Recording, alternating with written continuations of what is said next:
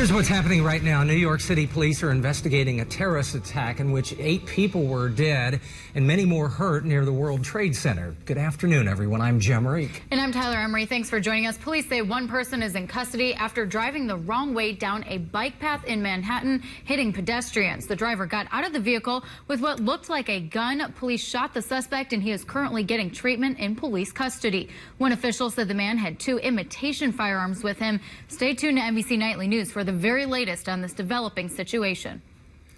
Today, the White House is pushing back after a former campaign advisor pleaded guilty to lying under oath. NBC's Blaine Alexander reports the president and his team are saying, despite photos and evidence saying otherwise, he had a very small role in the campaign.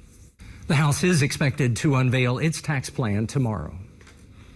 The opioid epidemic is officially a national public health emergency. In 2015, more than 800 Missourians died from opioid overdoses or complications. KMUH's Matt Schmidt-Deal is in the studio to tell us exactly what Missouri is doing to combat this crisis.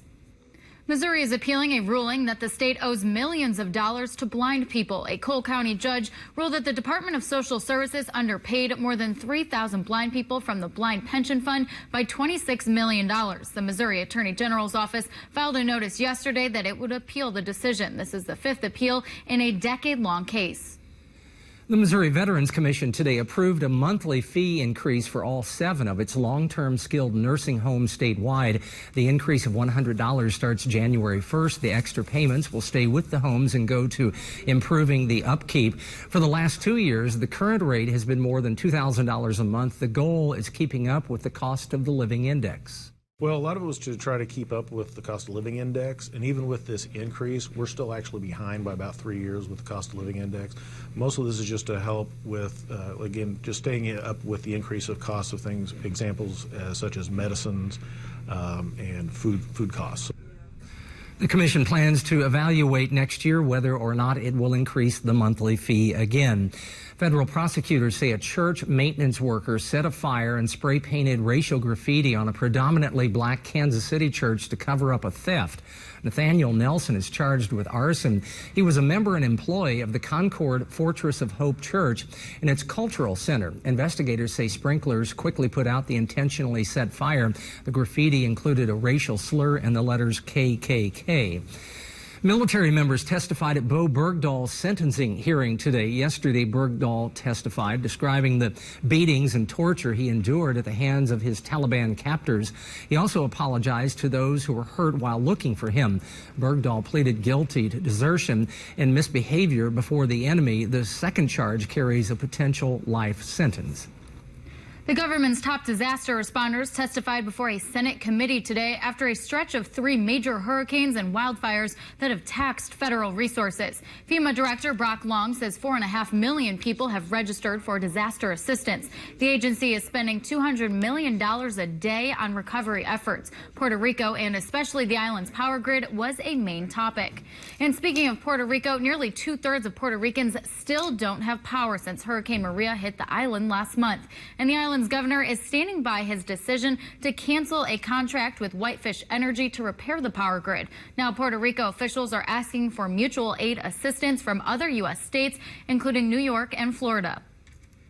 Houston Mayor Sylvester Turner accepted over $500,000 donated to the Harvey Relief Fund. Mayor Turner thanked the United Fund and Golden Bank for the donation and the Taiwanese Chamber for an additional $80,000. The Hurricane Harvey Relief Fund now has about $96 million. The mayor says will go directly to the people, not to the city or county operations. That even when the city faces challenges, we hold on to our can-do spirit. We bounce back. We are resilient. We don't complain. We just get back on our feet and we do what we need to do to go forward. The mayor also says the recovery from Harvey is going, quote, better than they initially predicted. Tim, thank you very much. A task force recommends changes to help Missouri students with dyslexia. What's working and what's not? Plus, a man is recovering in the hospital today after an accident on the Katy Trail. And you're taking a live look over downtown Columbia on this Tuesday afternoon. It's 5:08. This is KOMU 8 News, first at 5. Coverage you can count on. A state legislative task force on dyslexia met today to recommend changes to help students with the disorder. KOMU 8's Sydney Olson is here in the studio to tell us what's next. William Woods University announced it has found a new leader for its new School of Nursing program. Dr. Lisa Sittler becomes the first ever director, which was announced earlier this month. Sittler has more than 20 years of nursing and healthcare teaching experience. As head of the department, she will be responsible for leadership, development, direction, and administration. A man is recovering in University Hospital after he fell from a tree stand today. The man was cutting branches to make shooting lanes for hunting and lost his balance. The accident happened on the Katy Trail in the Diana Bend Conservation Area near Rocheport. A Howard County conservation agent says the man suffered a possible head injury. The Department of Conservation recommends that anybody hunting wears a safety harness or a lineman's belt. Make sure that your tree stands are in good shape. Make sure that your safety equipment is in good shape as well, and always wear that. The agent did not know the current condition of the injured man. Halloween is the one day you're allowed to eat as much candy as you want, and you don't have to feel bad about it. But some experts say there's a certain type of candy you should avoid this year. That's coming up next in Your Health. Climate change is already having an impact on world health. That's according to a global team of researchers at the World Health Organization. Their new report shows the number of weather disasters has increased by 46% since 2000. Climbing temperatures have allowed disease-spreading mosquitoes to thrive in certain areas. Air pollution is also on the rise, with more than 70 cities exceeding the recommended levels of pollutants. It's the best day of the year for candy lovers, but you may want to skip the black licorice. The FDA is warning that eating too much of the candy may have dangerous side effects. Large amounts of a sweetening compound found in black licorice can significantly lower the body's potassium levels, and this can increase the risk of abnormal heart rhythm and other health problems. 3D mammograms. New 3D mammograms are helping doctors diagnose breast cancer earlier. It gives doctors a more accurate view of breast tissue. Doctors recommend the test for women with denser breast tissue, which is not the same as cup size.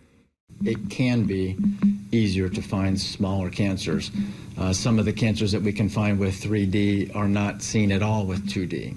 I mean, they're fairly rare, but we do find 2, 3, 4 millimeter cancers that we won't see with a 2D mammogram. They also say the test finds hidden cancers and lower the number of false positives. Taking aspirin over a long period of time may reduce your risk of cancer. A new study shows patients who took aspirin for at least 6 months had a lower chance of developing different cancers. This includes liver cancer, leukemia, and lung cancer. But doctors say aspirin also has some risks. They say it's important to talk to health professionals before starting aspirin therapy. Do you go all out with your Halloween decorations? Wait until you see what a California guy did. That's coming up. Here's a recap of one of our top stories today. Missouri Attorney General Josh Hawley announced his office has issued civil investigative demands against 3 major opioid distributors. AmeriSouth Begging Corporation, Cardinal Health Incorporated, and McKesson Corporation will have to provide documents relevant to the office's ongoing investigation into the pharmaceutical industry's involvement in the opioid epidemic.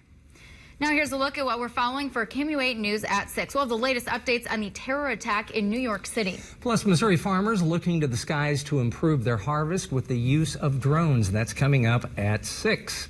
A California man is over the top with Halloween lights. His display is drawing some major attention. The display is built out of thousands of lights timed to the song Nightmare Before Christmas. And they say the guy also puts on a big Christmas show. Go figure. Of course he does. Yeah, he has to. He's talented. Forecast for this evening, trick-or-treaters are going to have to bundle up. Temperatures are in the 30s. It's cloudy. That cloudy sky gives it just that gloomy scene that you typically have on a Halloween, right? That's what it is in the movies. That is our time for now. Thanks for joining us. Enjoy your Halloween evening, everyone.